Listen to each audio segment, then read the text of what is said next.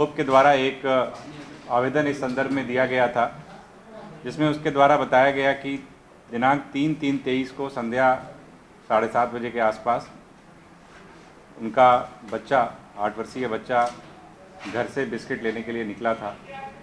उसके पश्चात वो बच्चा घर वापस नहीं आया। इसको लेकर जब तफ्तीश की गई तो यह पाया गया कि सीसीटीवी फुटेज में एक बिहार के नंबर की गाड़ी दिखी है और उस गाड़ी का जो चालक था उसके द्वारा बच्चे को किसी प्रकार से अपने पास बुलाया गया और उसके बाद उसको जबरान कार में बिठाकर उसका अपहरण कर लिया गया। इस संदर्भ में दिनांक 4/3/23 को 61/23 केस दर्ज हुआ धारा 364A के अंतर्गत, और उसके पश्चात डीएसपी सदर के नेतृत्व में एक विशेष अनुसंधान दल का गठन किया गया, जिसमें कि तमाम पुलिस पदाधिकारी शामिल थे। लगातार पूरे केस का अनुश्रवण किया जा रहा था। इसी दौरान 7 तारीख को बच्चे की बॉडी नगड़ी थाना अंतर्गत सपारो तालाब के पास से बरामद हुई। पुलिस ने इसमें अनुसंधान करते हुए कांड का उद्भेदन किया है और कांड में संलिप्त अपराधी संजीव कुमार पंडा, जो कि मुख्य तौर पर पुंदाग में अभी रह रहा था और पूर्व में भी जो वादी हैं उनके घर में किराएदार के रूप में रह चुका था।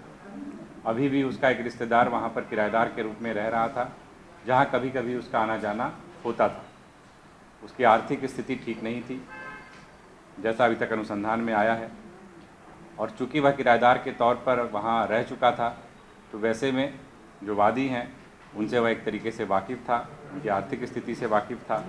इसको ध्यान में रखते हुए उसको ऐसा लगा कि अपहरण करके उनसे फिरौती के रूप में पैसे वसूले जा सकते हैं। लेकिन अपहरण के पश्चात जब वह अपहृत को अपने साथ ले जा रहा था तो उस दौरान चूँकि इनका पूर्व से परिचय था तो अपहृत बच्चे के द्वारा इनकी पहचान कर ली गई। इसके अतिरिक्त बच्चा अपनी तरफ से प्रतिरोध भी कर रहा था। उस दौरान अभियुक्त ने जैसा अपने स्वीकारोक्ति बयान में कहा है, उसके द्वारा उस बच्चे की गला घोंटकर हत्या कर दी गई और साक्ष्य को छिपाने का प्रयास किया गया। एक बोरे में शव को डालकर, जैसा मैंने बताया कि लालगुटवा के पास एक तालाब में उस बोरे को फेंक दिया गया, जो बोरा 7 तारीख को बरामद हुआ था। उस व्यक्ति की गिरफ्तारी की जा चुकी है। उसके द्वारा जिस मोबाइल फ़ोन का प्रयोग किया गया था वो मोबाइल फ़ोन भी सीज़ हुआ है। जो बोरा यूज़ हुआ था वो बोरा भी सीज़ हुआ है। जो सेलो टेप उसमें यूज़ की गई थी वो भी बरामद हुई है।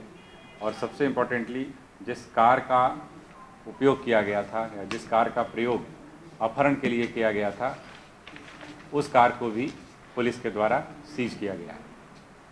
साथ ही साथ यह कार बेसिकली एक टूर एंड ट्रैवल कंपनी जो कि किराए पे गाड़ी देती है, उससे किराए पे इस गाड़ी को लिया गया था इस व्यक्ति के द्वारा, और अपनी पहचान छुपाने के लिए एक फर्जी नंबर प्लेट बनवा करके उस गाड़ी के ओरिजिनल नंबर प्लेट के ऊपर लगाया गया घटना को अंजाम देते समय, जिससे कि उसकी पहचान छुप सके।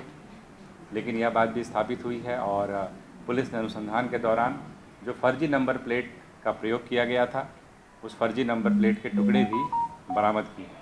इसके अलावा अपहरण के दौरान जो भी अन्य सामान जो उसके द्वारा प्रयोग किया गया है, चाहे वो सेलो टेप हो या फिर बच्चे के मुंह को बंद करने के लिए जो बैंडेज का उपयोग किया गया है वो बैंडेज हो, ये जहाँ से भी इसकी परचेजेज हुई हैं, जहाँ से भी इसकी ख़रीदारी की गई है, जहाँ से ये नंबर प्लेट बनाया गया है, उन सबको भी ट्रेस किया गया है। और वहाँ से भी सीसीटीवी फुटेज वगैरह हम लोग कलेक्ट कर रहे हैं। कुछ कलेक्ट किया जा चुका है, कुछ अभी अनुसंधान के दौरान कलेक्ट किया जा रहा है।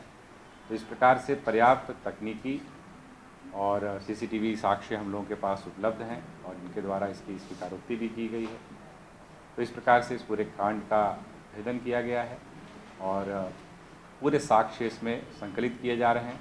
इस मामले को हम लोग स्पीडी ट्रायल पे भी लेंगे, क्योंकि जिस प्रकार का एक जघन्य अपराध एक बच्चे के साथ इस व्यक्ति के द्वारा किया गया है उसमें हम लोग स्पीडी ट्रायल करा करके जितनी से जितनी जल्दी हो सके, कानून के अनुसार जितनी कड़ी सज़ा हो सके, कड़ी से कड़ी सज़ा हो सके वो कराने का हम लोग पूरा प्रयास करें। देखिए, जो व्यक्ति इस पूरी घटना में संलिप्त पाया गया है, जिसका नाम संजीव कुमार पंडा है, उसके बारे में अगर उसके शैक्षणिक पृष्ठभूमि की बात करें तो आश्चर्यजनक रूप से इसका अगर हम पृष्ठभूमि की बात करें तो ये ग्रेजुएट है और इसने मैनेजमेंट की पढ़ाई भी की हुई है डिस्टेंट एजुकेशन से। तो ऐसा कह सकते हैं कि एक पढ़ा लिखा व्यक्ति ये था और यह एक निजी संस्थान में, एक पब्लिशिंग हाउस में भी काफ़ी लंबे समय तक इसने काम किया है और वर्तमान में भी जो है यह काम की तलाश में था। स्वाभाविक सी बात है कि उसमें घबराहट हो गई, तो घबराहट में एक बार दबाया, पहले बोड़िया के पास एक बार दबाया जो खुद ही बोल रहा है। उस दौरान बच्चा अनकॉन्शियस हो गया, फिर उसको लेकर के रहता है पुंदाग में था, लालगुटवा की तरफ गया, फिर वहाँ पर जाकर जब अनकॉन्शियस था तो दोबारा गला दबाया। TheFollowUp.in Like, share and subscribe. www.thefollowup.in